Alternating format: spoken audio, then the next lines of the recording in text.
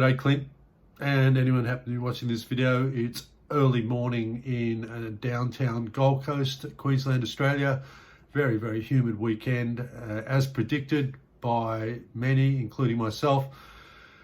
The drought has broken by flood, and that is just that's the nature of the beast here in our wonderful country.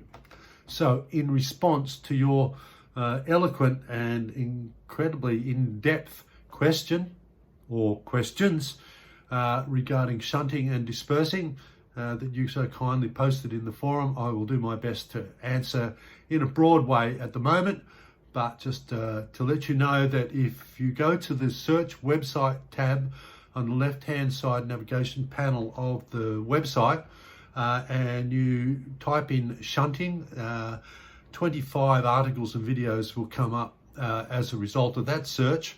And if you were to do the same with the term dispersing, you will find 183 articles and videos come up that mention the term dispersing. You'll also find within that framework, there's many mentions of shunting, comparing shunting and dispersing. So primarily shunting is the transferring of energy within a meridian complex. Dispersion is releasing an excess amount of primarily yang energy, but in some cases it can be done through bleeding, or it can be done with chi netsuku moxibustion, it can be done with to netsuku moxibustion, and can be done with needling as well. Most commonly, dispersion will only take place in acute febrile disease, where the heat is, the excessive yang energy is deleterious to the workings of the system, and we're unable to recycle them in a functional and constructive way. Dispersion can be done with the bleeding of the ting point, as I just mentioned. We will occasionally, not a lot, disperse the point liver 2. That will mainly happen again when we have what in TCM we call a liver excess heat situation, where there's a raging fever, and we need to release some of that excess yang energy. So primarily, dispersion will be used in acute disease states, and secondarily in blood stagnation. Shunting is used, it's a more constructive, creative way of recycling the energy. So we would primarily be looking to shunt in the yang meridians, whereby we're looking to introduce yin qi to the yang meridian to negotiate with the yang qi and direct it in a constructive rather than destructive manner, because the yin, of course, controls the yang. So that's our treatment aim there, is to draw the yin into the yang meridian. There are a number of videos discussing and instructing how to do that on the website.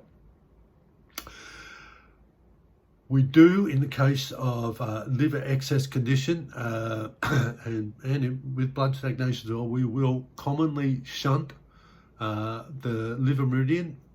This is the only yin meridian that we will commonly shunt. There is no absolute rule that applies to every scenario clinically, but in a broad sense of the word, we will generally only be shunting the liver meridian as far as the yin meridians go.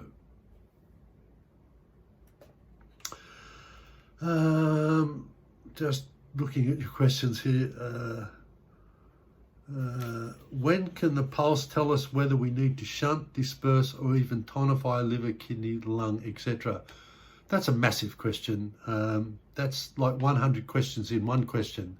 I can only urge you, like, broadly speaking, if the pulse is excessive, we will tend to be looking to shunt, particularly the yang meridians, yang ming commonly, and tai yang commonly, and xiao yang. We're looking to control the most commonly the deficient heat by shunting.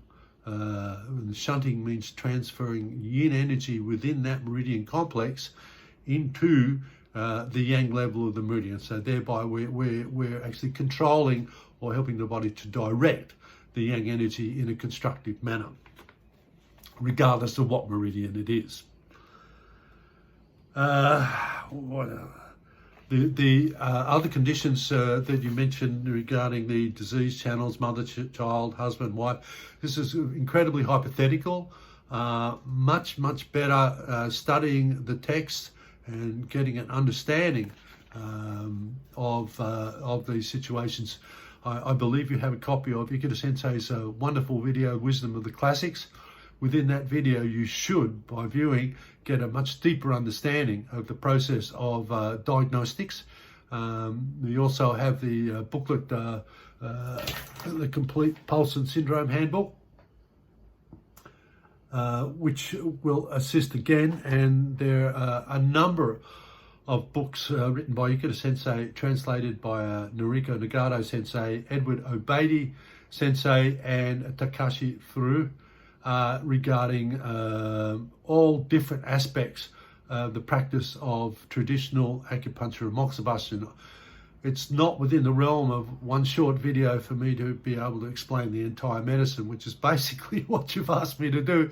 I really appreciate your enthusiasm, but I would encourage you wholeheartedly to study thoroughly, to watch the video, have a look at the books that are available on the website. You're very welcome to purchase them if you should be inclined, but you will find much of the information you're searching for. You will be able to discover utilizing the search facility on the left-hand nav panel of the website. Thanks again for your enthusiasm and your inspirational